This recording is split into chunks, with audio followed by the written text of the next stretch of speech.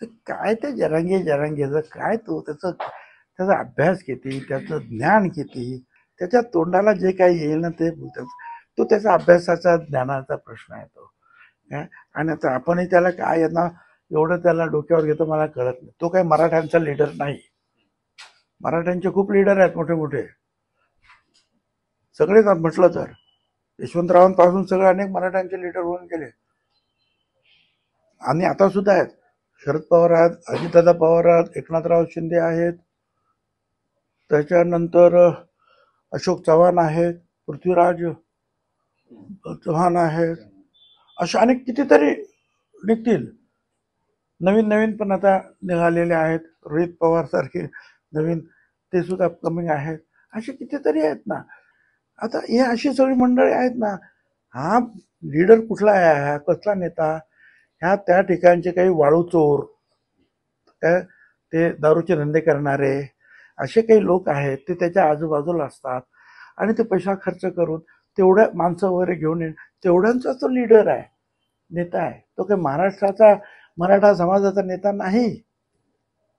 त्याचा काही अभ्यासही नाही. भुजबळ हे जातीयवादी आहेत, जातीयवादी दंगली तुम्ही घडू शकता अशी टीका जरांगे करते. काय ते जरांगे जरांगेचं काय तो त्याचा अभ्यास किती, त्याचं ज्ञान किती. आता वडेट्टीवार आहेत, ते उघडपणे मला इथे सुद्धा भेटू शकतात ना. ते गपचूप भेटायचं काय कारण आहे. ते एका पक्षाचे नेते आहेत, विरोधी पक्ष नेते आहेत. ते मुख्यमंत्र्यांपासून तर मंत्र्यांपर्यंत अधिकाऱ्यांपर्यंत कुणाला भेटू शकतात.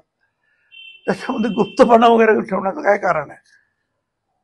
आणि त्याच्याबरोबर संगनमत करून आम्ही आमच्या लोकांना त्रास देणार, हे कसं काय. त्याच्या तोंडाला जे काही येईल ना ते बोलतात. तो त्याचा अभ्यासाचा ज्ञानाचा प्रश्न आहे तो. आणि आता आपणही त्याला काय आहे ना एवढं त्याला डोक्यावर घेतो मला कळत नाही. तो काही मराठ्यांचा लीडर नाही. मराठ्यांचे खूप लीडर आहेत मोठे मोठे सगळेच म्हटलं तर. यशवंतरावांपासून सगळे अनेक मराठ्यांचे लीडर होऊन गेले आणि आता सुद्धा आहेत.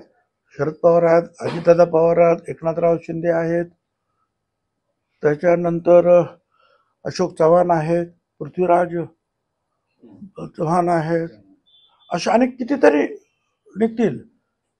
नवीन नवीन पण आता निघालेले आहेत. रोहित पवार सारखे नवीन ते सुद्धा कमिंग आहेत.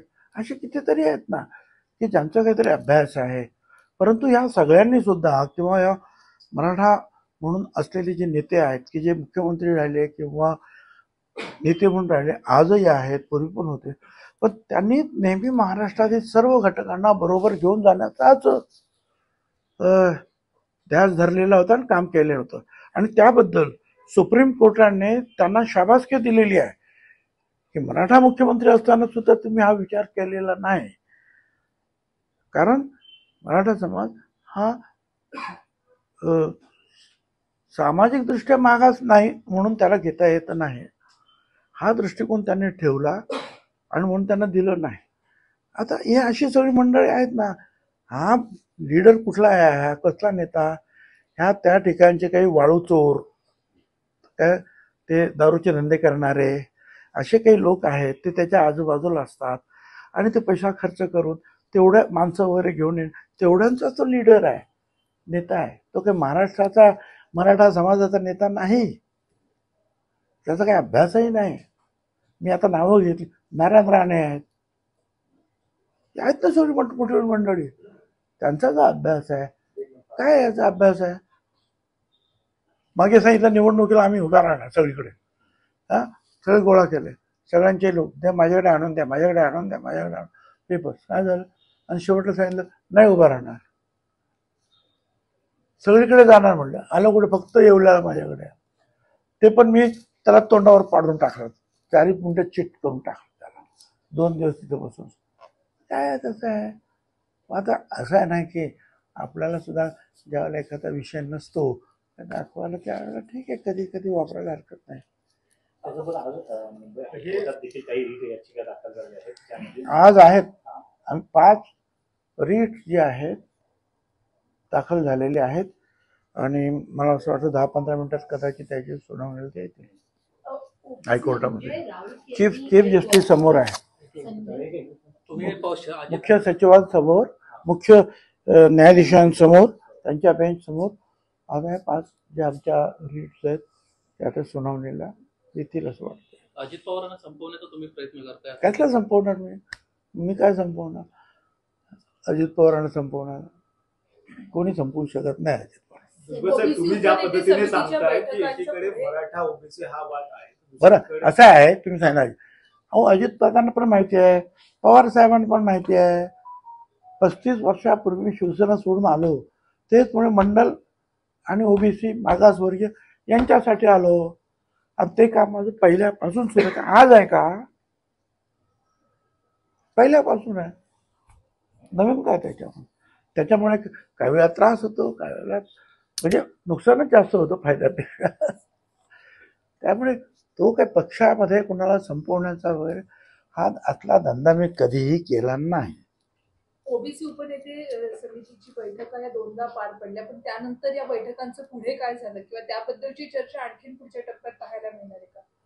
आता असं आहे की त्यांनी सगळ्यांना बोलवलं आणि त्यांना असं वाटलं किंवा त्यांना कोणीतरी सांगितलं मुख्यमंत्री की बा हे जर तुम्हाला त्याने समजावून सांगितलं आपण सगळ्यांना काय काय आहे ते, त्यांना जर आपण खात्री दिली तर हे मोर्चे वगैरे जे काही इतर काय निघणार नाही असं त्यांना कोणीतरी सांगितलं असतं. त्यांनी ती मीटिंग त्या दिवशी घेतली, सगळ्यांना बोलवलं आणि सगळ्यांना सांगितलं की आम्ही हे करणार नाही, आम्ही याची चौकशी करू, जे काही टॅम्परिंग केलेले आहेत, खोटे जे ओव्हर रायटिंग वगैरे त्याची चौकशी करू, जे खोटे सर्टिफिकेट दिले जातील त्यांना सगळ्या करू वगैरे वगैरे अशा अनेक गोष्टी त्यांनी सांगितलं.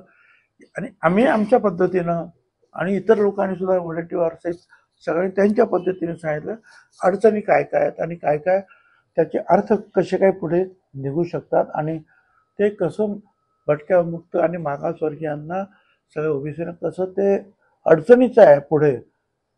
12 आतापर्यंत जे आहेत आत्महत्या झालेल्या आहेत केवळ 1 महिन्यामध्ये 12 ते चिठ्ठ्या लिहून की आमच्या मुलांचं आणि आमचं आता भविष्य संपलं, त्यांचं शिक्षण नोकरी आता काय होणार नाही म्हणून आम्ही आत्महत्या करतो, अशा चिठ्ठ्या लिहून ते जात आहेत. आम्ही तेच त्यांना सांगितलं की हे झालं हे बरोबर झालेलं नाही. एक तर जे आहे त्याला काय कायदेशीरित्या आपल्याकडे जे काही कायदा डिपार्टमेंट आहे त्याला आपण काही दाखवलं नाही, त्यातले शब्द काही गाळायचे होते, पात्र वगैरे ते गाळण्यात आले 1 तासात, ते पण आपण कायदा खात्याला दाखवले नाहीत, लॉ ज्युडिशरीला. आपलं डिपार्टमेंट आहे, कुठेही फाईल त्याची नाही, त्याच्यावर काही माहिती घेतलेली नाही. कसं काय आपण असे JR काढतो आहोत आणि हे JR काही साधे आहेत का? आज वर्षानुवर्ष लोक त्याच्यासाठी भांडत आहेत, अनेक लोकांचं बलिदान गेलेलं आहे. मराठा समाजाला आरक्षण द्या असं आमचंही म्हणणं आहे, त्यानुसार त्यांना दिलेलं आहे 10% आरक्षण. जे ज्यांना हे नको आहे त्यांना EWS सुद्धा आहे. बरं, दुसरं म्हणजे मी नेहमी सांगतोय की मराठा हा शैक्षणिकदृष्ट्या मागास नाही, तो कदाचित आर्थिकदृष्ट्या असेल, कदाचित सामाजिकदृष्ट्या मागास नाही आहे, तो शैक्षणिकदृष्ट्या मागास आहे किंवा आर्थिकदृष्ट्या मागास आहे असं मान्य करून सरकारनं सगळ्या गोष्टी त्यांना दिलेल्या आहेत. ज्या ओबीसीना मिळालेल्या आहेत त्या सगळ्या गोष्टी त्यापेक्षा जास्त, कमी नाही, त्या सगळ्या गोष्टी त्यांना दिलेल्या आहेत आणि आरक्षण पण दिलेलं आहे. तर त्याच्यामुळे तरी सुद्धा जे आहे मगाशी सांगितल्याप्रमाणे जे प्रज्ञावंत असे जी मग